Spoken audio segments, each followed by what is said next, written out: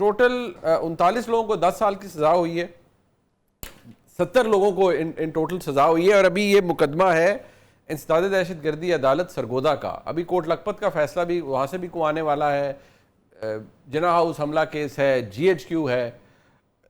ये तो ठीक ठाक किस्म का एक मसला है पाकिस्तान तहरीक इंसाफ के लिए, और इसके नतीजे में आपके मुतअद्दिद कॉलीग्स तो नाअहल भी होंगे, अपनी सीटें भी गंवाएंगे, और तहरीक इंसाफ को वो सियासी तौर पर भी झटका लगेगा। लेकिन क्या आप जो वज़ीर मुमलिकत बराए कानून व इंसाफ की इस जो उन्होंने इसकी एश्योरेंस दी है कि ये बगैर दबाव के फैसले हुए हैं और बगैर किसी डिक्टेशन के फैसले हुए हैं, क्या आप इससे एग्री करेंगे सर? बिस्मिल्लाहिर्रहमानिर्रहीम, या का नाबुदो या का नस्तईन। देखिए, इस तरह है कि जो बैरिस्टर साहब ने अभी आपके सामने अवाम के सामने जो बातें की है, क़यामत वाले दिन ये इसके जिम्मेदार होंगे, उसमें मुझे कुछ कहने की ज़रूरत नहीं है। लेकिन मुझे आप बता दें, आप मुझे आपके अल्फाज से लग रहा है कि आपको शकूक है, लेकिन मैं आपके लिहाज से करता हूँ कि ये याद रखें कि जिन लोगों ने गवाही दी है उनमें जो ख़ास तौर पे जो दो मेन गवाह थे जिन्होंने कहा है कि हम लोग वो करेंगे, और ये थे, क्या आपको पता है कि वो लोग ये कह रहे थे कि एक बंदा कहता है कि जी मैं सोफे के नीचे छुपा हुआ था, हाँ जी, दूसरा कहता है मैं मैं मेज के नीचे टेबल के छुपा नीचे हुआ। घुसा हुआ था। एक ये नहीं, एक एक के नीचे और एक दो बंदे थे ना, हाँ जी उन्होंने जी। कहा है कि हम नहीं।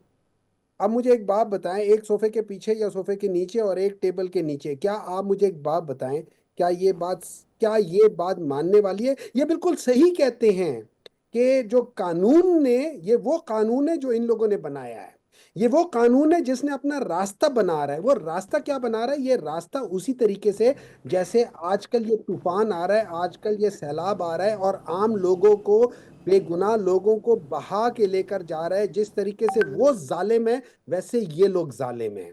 ठीक है। अच्छा, मजे की बात यही है, FIR सुबह को 10 मई को सुबह को 3:20 पे हुई थी, और जो जो शिकायत हुई है वो उसी दिन सुबह 10:30 हुई है, यानी FIR 7 घंटे पहले लिख दी गई थी शिकायत से। अच्छा, मजे की बात यह है कि ये लोग कहते हैं कि जो डंडे, जिस डंडों के साथ मारा गया था, वो डंडे जो हैं उसी ग्रीन बेल्ट पे 30 दिन बाद मिले।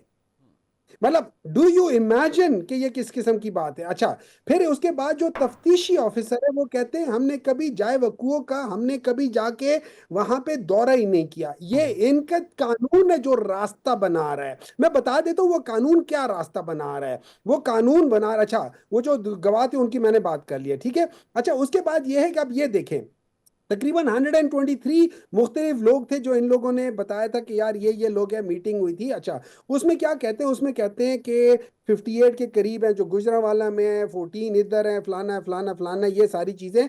और अगर वो छुप के करें तो उनको एग्जैक्टली पता है कि कितने, एक अगर वो कहते हैं कि जो जूम पर है तो उनको पता है कि जूम में फलाना बंदा इस वक्त कहाँ बैठा हुआ है। मतलब जूम में आप देख लें या मैं देख लूं, नीचे नहीं लिखा होता कि हुमायूं इस्लामाबाद में बैठा हुआ है, या मुझे नहीं पता चलता मैं इस वक्त मतलब आप किधर बैठे हुए हैं, बैरिस्टर साहब कहाँ बैठे हुए, मैं कहाँ बैठा। सिर्फ नीचे नाम आ सकता है, ये तो नहीं बता सकते ना कहाँ बैठा हुआ है। अच्छा, उसके बाद अगर हम आगे करके कर लेते हैं, मजे की बात ये, वो कहते हैं कि अंदर जो जो जो इनका मेन गवाह है, जब उससे जमान पार्क के बाद पूछा गया कि क्या है, वो उन्होंने बताया कि फासला कितना, जवाब में कहा 300 मीटर, गेट से घर तक का फासला, दरवाजे तक का फासला 300 मीटर है। उसको शायद पता नहीं है कि 300 मीटर कहते किसे हैं।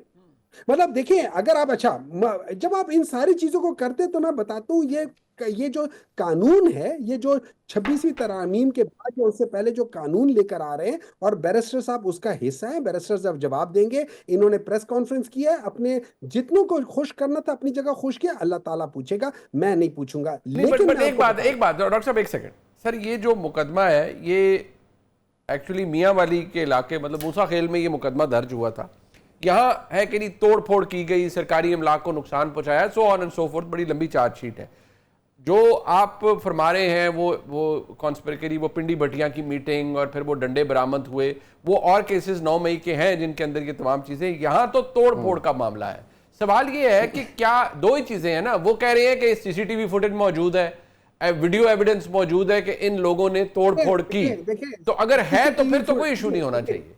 ठीक है, देखिए बिल्कुल, अगर CCTV फुटिंग मौजूद है, ये कानून के अल्फाज हैं, बियॉन्ड रीजनेबल डाउट आपने मेरी शनाख्त करनी है। जी हाँ, जी हाँ, ऐसे ही है। बियॉन्ड रीजनेबल डाउट जी आपने मेरी शनाख्त करनी है। जी अगर आपको मेरा रंग का नहीं पता, आपको मेरा हुलिया का नहीं पता, जो बंदा वो कर रहा है वो बता नहीं रहा है कि क्या है क्या नहीं है, देर इज अ डाउट, आप मुझे इस पे नहीं कर सकते। लेकिन जो रास्ता बन रहा है वो रास्ता ये कर रहा है कि जिस चोर दरवाजे से ये लोग आए थे उस चोर दरवाजे को बड़ा कर रहे हैं, उसकी दीवारें करके ये कर रहे हैं कि और जितने साथ बाकी जो लोग हैं, मतलब चोरों के साथ बात दफा होता है ना कि आपने वो हाइस्ट या जो चोरी करनी होती है किसी बैंक में, तो आपने जरा बड़ा सामान लेकर आना होता है, तो आप उसके लिए जगह बड़ी कर रहे हैं। तो अच्छा ये जी। क्या कर रहे हैं, जगह बड़ी कर रहे हैं। जगह बड़ी करने के तरीके क्या हैं? अब पहले इन लोगों ने हम लोगों को हमारे वोट चोरी किए, उसके बाद इन लोगों ने हमारे ये इसको चोरी किया, ये जो रिजर्व सीट थी वो किया। अब ये क्या करें, अब ये हम हमारे लोगों को